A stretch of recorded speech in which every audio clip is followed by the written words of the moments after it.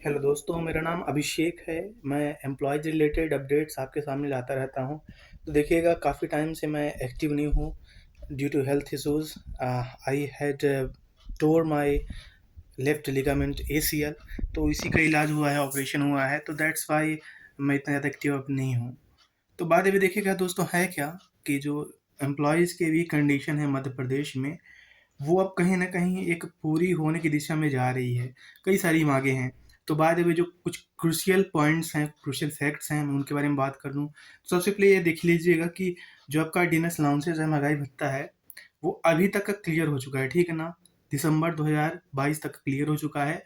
जनवरी 2023 का डेटा आ चुका है और यह महँगाई का जो स्तर रहा है, फिर जो आपका डिनर अलाउंसेस इन फ्यूचर बढ़ेगा, जो कि जनवरी 2023 से लेके जून 2023 का स्लैब रहेगा, तो जनवरी महीने का 0.5% बढ़ रहा है, ठीक है ना? ये आपका महँगाई भत्ता ही आप मान सकते हैं कि ये जब आगे चल के ये 6 महीने का समाप्त होगा, तो इतना बढ़ेगा। तो जनवरी महीने का 0.5% इतना बढ़ रहा है, आधा परसेंट बढ़ रहा है। तो बाद में भी देखिएगा, कोई ज़्यादा बड़ा चेंज यहाँ पे देखने को मिला नहीं है। दूसरी बात ये है कि जो एक्स्ट्रा 3 से 4% महँगाई भत्ते की कयास लगाई जा रही है कि क्या ये बढ़ेगा, 3 पॉइंट समथिंग परसेंटेज रहा है।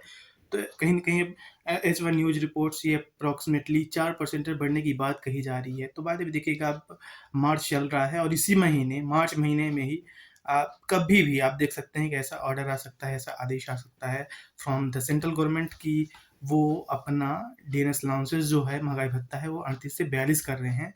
आई थिंक 41 या 42, 2 में से कोई हो सकता है। तो ये इसी महीने बढ़ जाएगा और पूरे चांसेस हैं कि इसी वीक में कोई ऐसा आदेश आ जाए। और दूसरी बात ये है कि मध्य प्रदेश में भी after the announcement from central government, Madhya Pradesh में भी हो जाएगा। दूसरी एक बड़ी अपडेट ये है कि कर्नाटका में इलेक्शंस है। बड़ा कोई अगर स्टेट एमपी जैसा ही, एमपी की जितना बड़ा मध्य प्रदेश है, जो यहाँ के आप बात कर सकते हैं, जो अ, यहाँ का बड़ा एक बड़ी आबादी है, वही सेम आबादी कर्नाटका की है और सेम कंडीशंस आपको कर्नाटका में भी देखने को मिल जाएँगे, जो आप एमपी में देख रहे होंगे। तो बाय द वे, कर्नाटका में मई में इलेक्शन है अभी, तो वहाँ पे जो गवर्नमेंट एम्प्लॉइज़ हैं, उनका 17% अ, उनका बेसिक जो सैलरी स्ट्रक्चर है, उसमें ग्रोथ की गई है, उसमें इंक्रीमेंट लाया गया है एंड बाद में जो और भी माँगे रही हैं, उनको धीरे-धीरे पूरा किया जा रहा है।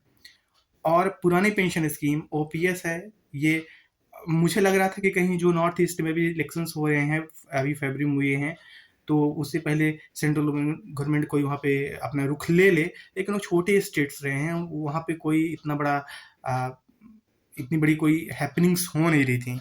तो बाद में देखिएगा, कर्नाटका में जो होगा, वही आपको रिफ्लेक्शन मध्य प्रदेश में भी देखने को मिल सकता है आगे चल के। क्योंकि कर्नाटका के बाद अगर कहीं इलेक्शंस हैं, तो वो कुछ Congress ruling states like Chhattisgarh, Rajasthan है, देन मध्य प्रदेश है। तो कर्नाटका की सरकार ने यही किया है कि एक कमेटी गठित कर दिया है, जो कि पुरानी पेंशन स्कीम का अध्ययन करेगी और जल्द ही डेढ़ महीने के अंदर अपनी रिपोर्ट सौंपेगी और उसी के आधार पे पुरानी पेंशन योजना की घोषणा भी हो सकती है। तो वहाँ पे काफ़ी लंबे समय से माँग चल रही थी कि पुरानी पेंशन बहाल हो और इसी को लेके कर्मचारी आंदोलनरत थे और बाद में उनकी लगभग सभी मांगें मान ली गई हैं। ओपीएस के बारे में भी वहाँ की सरकार ने बोल दिया है कि हम एक कमेटी बैठाएँगे और चांसेस हैं कि हम पुरानी पेंशन की ओर हम रिवर्ट हो जाएँगे। तो it could be that Karnataka will be the first state to restore OPS, that first BJP ruling state. तो ये चांसेस हैं। दूसरी बात ये है कि मध्य प्रदेश में जो है एम्प्लॉइज़ की माँगें रही हैं, लाइक कि वेतन विसंगति वगैरह और पुरानी पेंशन, एचआरए वगैरह-वगैरह। तो इसमें अभी हाल ही में लिपिक वेतन विसंगति के बारे में जो रिप्लाई आया है, तो ओवरऑल जितनी भी माँगें हैं of government employees of Madhya Pradesh, तो एक कर्मचारी आयोग का जो गठन हुआ है, उसकी रिपोर्ट आप कुछ ही महीने के अंदर जल्द ही देखेंगे और उसी के आधार पे निर्णय लिया जाएगा। तो आप ये समझ लीजिए कि जो कर्मचारियों की माँगें हैं, जो विज्ञापन के माध्यम से वहाँ गया है, तो बहुत जल्द आप देख पाएँगे कि पूरी हो गई हैं। फाइनल देखिएगा है क्या कि जो भी है अब समय ही बताएगा और वायदे भी कमेटी बनी है, जो उसकी रिपोर्ट रहेगी, उसी के आधार पे एमपी में भी निर्णय लिया जाएगा। ये चुनावी वर्ष है। दूसरी बात ये है कि मैं देख रहा हूँ काफ़ी टाइम से 2021 से ख़ासकर कि जो गवर्नमेंट एम्प्लॉइज़ हैं, उनकी ज़िंदगी इस कदर रहती है कि वो आए दिन हर महीने बस आंदोलन करो परसेंट 2% के लिए, और ऐसे ही अपनी ज़िंदगी, अपना वक़्त उनका बीत रहा होता है। काफ़ी दुखद है कि एक तरफ महँगाई इतनी ज़्यादा बढ़ रही होती है और दूसरी तरफ एक जो गवर्नमेंट एम्प्लॉयी है, वो कहीं न कहीं आंदोलन और ये करना, वो करना, इसके चक्कर में उलझा रहता है, फँसा रहता है। तो पता नहीं अपनी ज़िंदगी कब वो जीता है।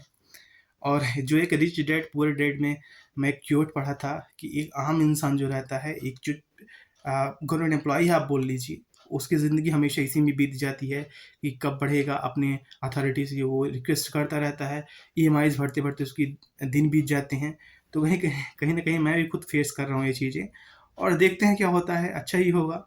बाय द वे दोस्तों, due to my health issues मैं बहुत कम वीडियोज़ ला पा रहा हूँ, और बस यही उम्मीद रहेगी कि हम सभी के साथ बहुत बेहतर हो, अच्छा हो और सबका अच्छा हो।